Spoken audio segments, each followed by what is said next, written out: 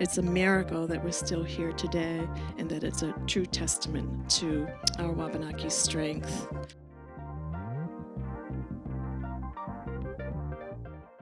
So, Maria Girouard, Penobscot from Penobscot Nation, is a tribal historian with an expertise in the Maine Indian Land Claims. She earned her master's degree in history from the University of Maine and is the author of the thesis entitled The Original Meaning and Intent of the Maine Indian Land Claims, Penobscot Perspectives. Maria is a longstanding community organizer, environmental steward, and educator who has spoken extensively on topics such as Penobscot's cultural connections to the Penobscot River, tribal-state relations, the Maine Indian Land Claims, food sovereignty and justice, and the sacred mountain of Katahdin. Maria is a co-founder of Sunlight Media Collective and co-wrote the documentary The Penobscot, Ancestral River, Contested Territory, a film that traverses the landscape of tribal state relations in Maine and tells a story of an enduring struggle for justice and cultural survival. Maria was the first executive director for Wabanaki Reach, a statewide Native-led nonprofit that ushered in the Maine Wabanaki State Child Welfare Truth and Reconciliation Commission, and works toward truth, healing, and change in the Dawnland. In this capacity, she co-hosted the talk radio program Dawnland Signals on WERU-FM. She currently serves the Penobscot tribe as an elective member of the Penobscot Tribal Council and as the agricultural program manager stewarding the newly established Penobscot Nation tribal farm. Welcome, Maria. Wonderful. I always say this is the most difficult time frame to speak because everyone's had such a wonderful lunch and now I got to keep you all awake for an hour, 40 minutes. Thank you so much. I'm honored to be here. I have some big shoes to fill. My colleague Esther Ann was first scheduled to be here, and so I stepped in to fill in for her. And what I was asked to do specifically is to look at the historical context of the berry pickers through a Wabanaki lens. And so looking at the 1960s and the 1970s, what was happening socially, culturally, politically, that formed the backdrop to the story? What were the moods and attitudes and beliefs that were prevalent at that time, particularly towards Native Americans here in the state? And before we delve into the subject matter, I wanted to back way up before the newcomers reached these shores and before settler colonialism to ground us in Wabanaki. This picture here is of the Deploy berry fields in the winter that I snapped, I think in December, along Route 193. So next slide, please. And so to ground us in Wabanaki, we can also find a wonderful map at the beginning of Manda Peter's book. So I've referenced the term Wabanaki a few times now, and so I wanted to describe a little bit about that term. First, in the language, Wabanaki refers to the period of time just before the dawn breaks. It's the land of the dawn, or the dawnland. And there's a number of ways that it can be translated because the Wabanaki languages are descriptive versus noun-based. And so there's a number of ways that you can say something. And also that they haven't been a written language until very recently. And so everything in the Wabanaki languages is pretty much based in the now. So Wabanaki is also referring to people. It's referring to the tribes, the Mi'kmaq, the Maliseet, Penobscot, Passamaquoddy, Abenaki. There used to be dozens more distinct tribes, but they didn't survive. And Wabanaki also refers to the land, and the homelands of the Wabanaki historically extended into Nova Scotia, Cape Breton Island, throughout Maine, down to Massachusetts. And the tribes passed freely throughout, and they maintained their family connections, just like we see happening in the novel, and also even now, today. I was talking at lunch with some folks, and we were talking about the berry pickers that still come across the border and pick berries here in Maine. So the root of the historical context, what was happening socially, culturally, politically in the 60s and 70s, is a 200-year history of land loss, the diminishment of ancestral Aboriginal land into small reservations, the degradation of land and waters. It included traumatic assaults and attempts at erasure. It included a history of family separation and of separation and trying to find one's way back. And I was thinking over lunch, like, oh, I feel bad, like I feel like I'm going to be like a Debbie Downer, right? I've had such a wonderful morning. But it is a history of extreme losses. And I'll talk a little bit more about the role that I had with Wabanaki Reach in helping to bring forth the TRC, the Truth and Reconciliation Commission. And I always recall this one quote during that time frame, one of the leaders in the TRC who said, "It's a miracle that we're still here today." And, you know, that survival is a true testament to Wabanaki's strength. And so, although we talk a lot of time about the history of losses and devastation and these sorts of things, the historical context also includes extreme resilience from the Wabanaki people. Next slide, please. Oh, wait, can you go back?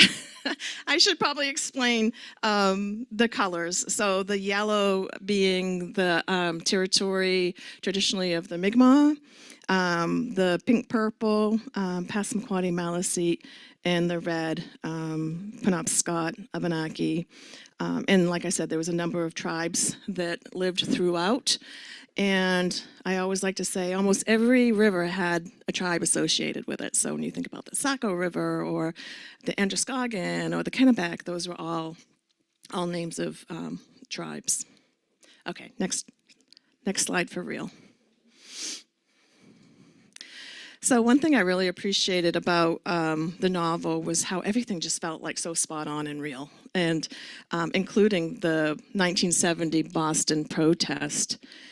And so that scene in the novel, and where, I probably shouldn't do any, probably shouldn't spoil it, when Ben sees, okay. Anyway, if you know what I'm talking about. Okay, so in Boston during that time frame, there was the Boston Indian Council. It was founded in October of 1970. And it was during this period the Native American population in Boston and other cities across the United States, they were growing rapidly. And urban centers like the Boston Indian Council, arose in these urban centers to provide health care and other services, social services, or just a hub for people to connect. And so as so many people were leaving the reservations to go and find, a better life elsewhere, to find more opportunities elsewhere that they couldn't find at home, they found themselves sort of congregating in these urban centers, like we see in the novel. And in looking up, I was curious when the Boston Indian Council, I was familiar with them, but I didn't know when they had started. And curiously enough, I found that the founding members of the Boston Indian Council included Anime Aquash and artist Philip Young, both of whom were of the Mi'kmaq Nation. So I think Ben was right where he needed to be down there at that time. And so what we know of the 1960s, it provided a radical backdrop, for these monumental changes to occur. And these long marginalized people were finding their voices, speaking out, demanding recognition, change, rights. There was a lot going on. And for Natives, it was no different. There was a powerful coming together during the 60s and the 70s. And movements like Red Pride and the American Indian movement.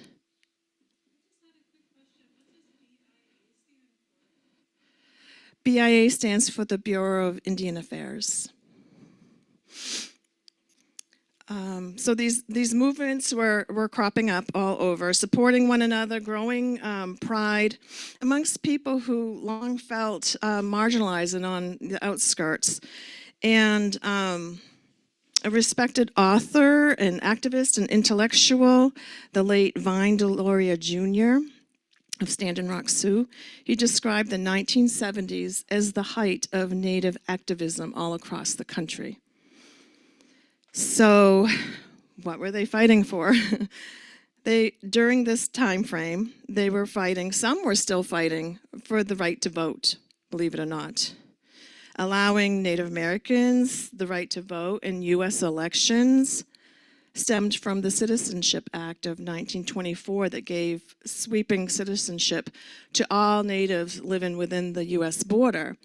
The only caveat was that each state had to ratify that. And so Maine has the dubious distinction of being one of the last states to allow Natives the right to vote. That was in 1958 in a federal election, in 1967 in a state election. So all of this time frame, Native peoples in the state had no participation in the political process and no say either. They were fighting for sovereignty. That's a word we hear a lot now. And sovereignty referring to the right to determine their own affairs. And so this was happening all across the United States and in Maine as well. They were fighting for the recognition of treaties, treaties being agreements between the U.S. government, the colonizing government, and the tribal nations. And one point I always like to make about treaties is that treaties are only negotiated between sovereigns. And so at the time that they're negotiating treaties with the tribes here in the state of Maine, they're considered sovereign nations. So another thing that the Natives across the country were fighting for, as well as here from the state of Maine, was fighting for their children to stop being taken. As Wendy mentioned earlier this morning, the Indian Child Welfare Act was passed in 1978. It's often referred to as ICWA. And it's called, was necessary in order to stop the removal of Indian children from their homes. And now it's considered a gold standard for keeping Native children in their communities. The trauma and the loss associated with the disproportionate removal of Native children from their homes, from their communities, from their tribes, and left a hole in many communities. So it impacted that person that's removed, but it also impacted the communities as well. Hundreds of Wabanaki children were taken from their homes and placed in white foster homes, or taken and placed in Indian residential boarding schools, where the publicly stated goal was to, quote, kill the Indian and save the man, end quote. Indian children experienced abuses of all kinds, physical, emotional, sexual. Children were beaten for speaking their language. From the years 2011 through 2023, I had the great experience of working for Maine Wabanaki Reach. And one of our biggest claim to fame was the establishment of the Maine Wabanaki State Child Welfare Truth and Reconciliation Commission. It's quite the mouthful. We can just call it the TRC. But the TRC was established between 2012 and 2015 to be a formal investigation as to the status of ICWA here in the state of Maine. And so there's some history about how, state government was not meeting up to certain standards around ICWA. They wanted to learn more about how they could do better. ICWA training group emerged between tribal social workers and state social workers. And so what they found was that most of the state social workers weren't even aware of ICWA, even though it had been a law since 1978. So a lot of them weren't even remotely paying attention to that. And the investigation also showed that Indian children were being removed from their homes at a disproportionate rate of 5 to 1. So although Native children or Native peoples only made up just a little over 1% of the population in the state of Maine, they were being removed at like a 5 to 1 ratio compared to non-Native children. And so that ICWA training group established a convening group. There was many names throughout this period, and as they began working together, the tribal social workers, the state social workers, they realized that they needed to do a little bit more work, that they needed to dig a little deeper, and that they really needed to offer people the space to tell their stories around the child welfare system in the state of Maine.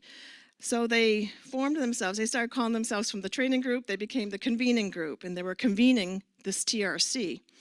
And once the TRC was convened in 2012, the commission was chosen and they were seated. And their primary purpose was to go around to the tribal communities and to listen to people's stories about the treatments that they received in the child welfare system for the state of Maine. And Wabanaki REACH, REACH stands for Reconciliation, Engagement, Advocacy, Change and Healing. And the root of their work is for the protection of children. And so as a historian, I started working with Wabanaki REACH as a Wabanaki community organizer. So I was preparing my home community at Penobscot Nation for the work of the commission to come in and to hear testimonies. And so part of that work involved convening talking circles so people could, I guess we called it practice, telling their stories and acknowledging that some of these stories were very traumatic and that people needed the support of their community in the telling of those stories. And so we started having talking circles in our communities, having other events in the communities, lunch and learn events. And as a historian, I helped to bring forth that importance of the historical context and, namely asking that question, how did we get to the point that we could swoop into people's homes and take their children?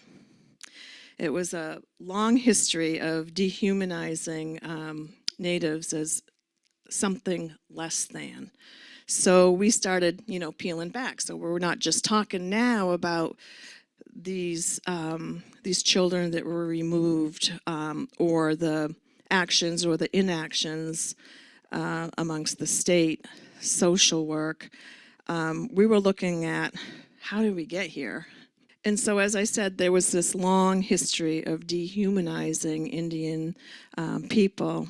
And this image here is what's called, it's the Spencer-Phipps Proclamation of 1755, but in our community we call it the Scalp Bounty. And the Spencer-Phipps Proclamation placed a bounty on the scalps of Penobscot men, women, and children in 1755. And Spencer Phipps was a government official from the province of Massachusetts. And I always put my great-grandmother, Mary Elizabeth, next to that document because it reminds me that it wasn't that long ago. It was my great-grandmother's great-grandmother who had to keep herself alive during this dismal period in our history here in this state, where literally hunting Indians made people a lot of money. It was a way to rid the land of the original occupants. In some parts of the country, you could buy an Indian child for $10. I've seen these advertisements that came from newspapers. Earlier this morning, the 60s scoop was mentioned. In the 1950s and the 1960s, there was a period of such intense removal. It called the 60s scoop, and it could be considered a form of white superiority. It was saying that the Indians would be better off if they were more like us. And so it was this extension of this racist policies to assimilate Native peoples. And so, this long legacy of taking children, even one sitting on a rock on the side of the road and eating a sandwich, as Ruthie was scooped up. And then everyone in that family conspiring to keep her, doesn't feel so unrealistic. So my work with Wabanaki Reach, it allowed me to hear a lot of intimate stories and to bear witness to trauma that resulted from generations of these accumulated assaults.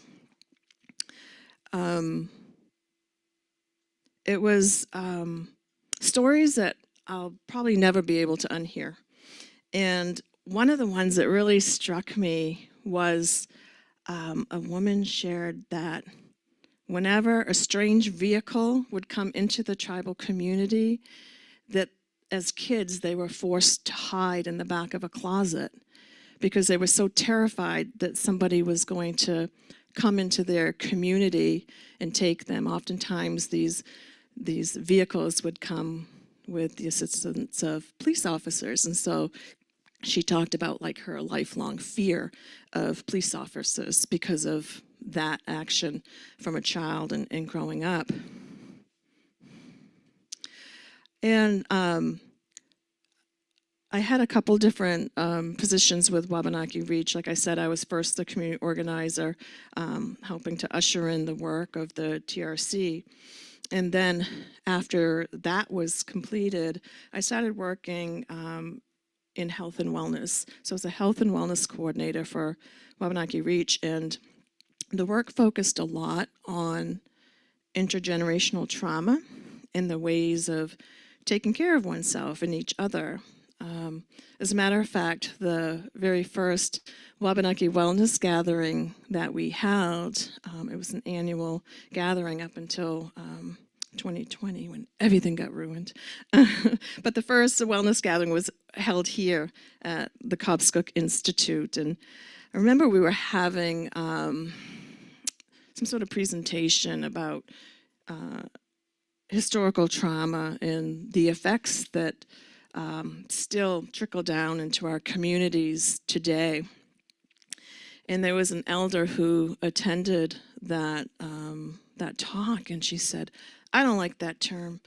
And we're like, what term are you talking about? She's like, the historical trauma. She said, it makes it sound like everything's in the past, and it's not. It's still today. And so I now try to be purposeful about not using historical trauma, but intergenerational trauma instead. So one of the things that was real specific to Maine, and in talking about historical context of the 60s and 70s here in this place, very contentious, very racist, and volatile was the Maine Indian Land Claims. And so this was an unprecedented legal battle spanning a full decade in which the Penobscot and the Passamaquoddy tribes sued the state of Maine for illegal seizure of their Aboriginal land, and the total amount of land that became in question amounted to 2/3 of the state of Maine. And so my thesis work was completed around the historical context of the Maine Indian Land Claims, so I can speak to that era and all that happened during that time. But it was very volatile, and so many people I know have personal stories of fights, like the fight you see happening at the fair or the carnival. There was a resurgence of the Ku Klux Klan here in the state of Maine, just upriver from the Penobscot Nation. So there was a lot of hate and discontent during that time frame. And up until then, it was almost like most people didn't even know there was Indians in the state of Maine. Well, a lot of people still don't. But up until that point of time, there were these small little reservation communities, down east, Indian Island, Little Island, right next to Old Town, Micmac and Maliseets up north. And so they weren't really out there and about. But as soon as they did come out and sue, there was all kinds of letters to the editors that would happen, people sharing their opinions and their thoughts about natives in the state. And so it really perpetuated fear, and it perpetuated a lot of hate in the media. And so the time frame in which this the novel is spanning, in Maine in the 1970s was not a very comfortable place for a lot of Native peoples to be. So this is a picture of me with my grandmother, Eva, in 1970. And I just wanted to use this picture in talking about the fact that it's not likely to find a Native family today that doesn't have family history touched in some way by boarding schools, by children being taken, children being in foster homes, witnessing the taking of the children, and by the intergenerational trauma, stemming from it all. And the story of Native existence in Wabanaki land is the story of survival and resilience. I do want to always highlight that. But my gram had a story too. And when I was a young child, like the age in that picture, I lived with my grandmother, by the way. She raised me until I was 12 years old on Indian Island. And she would have, on occasion, terrible nightmares. And she would wake up the whole house. She would be wailing and calling for her son. Now, we'd be slurping down cereal at the table. Didn't know nothing. Grammy, you were having a bad dream last night. Were you dreaming about Paul? No. Were you dreaming about Nikki? No. Just leave it. Okay. Well, I had to have been dreaming about one of them because there were only 2 sons that she had, or so we thought. When I was reading the end of the book, I was so afraid that Joe or the grandmother was going to die before Ruthie could get to them, because in my grandmother's story and the way we found out that she had another son, she was preparing a trip to California. She had a half-sister that lived out in California, and she was preparing a trip to go. She had gone every now and again. It wasn't no big deal. But she ended up having a heart attack and went in the hospital. and then a couple days later she died. On the day of her wake, and the phone rang, and I answered it, and it was a man named Bob, and he asked for her. I didn't know what to say. She had just passed away, so I just, handed the phone to my grandfather. And come to find out, my grandmother was preparing a trip to go and see and meet Bob. Bob had found out from his adopted family in California that he was adopted. And the way he was told that he was adopted was through newspaper articles that went across the country about the Maine Indian Land Claims.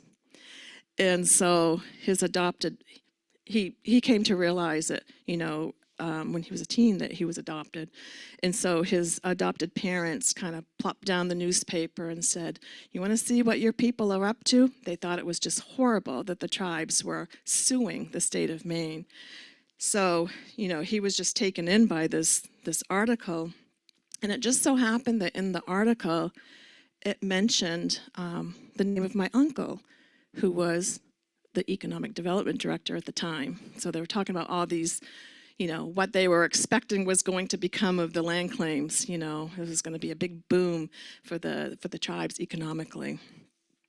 So he called my uncle, his brother, and asked, and that's how that connection came about. So Bob never met his mother. My grandmother never met her son that she had cried for years. And so these stories really do permeate so many family histories.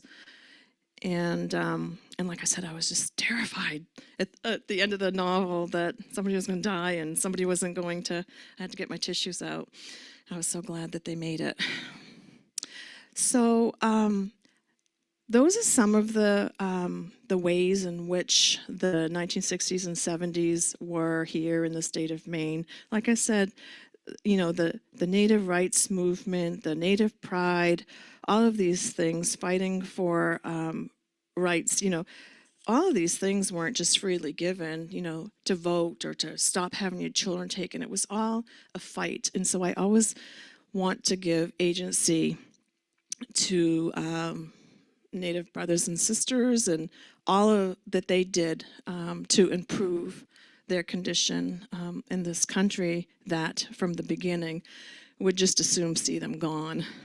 So just to reiterate that quote from my Wabanaki Reach and TRC days, it's a miracle that we're still here today and that it's a true testament to our Wabanaki strength. I do have a few minutes to spare, but I guess I will leave it at that. Thanks so much for your time and attention.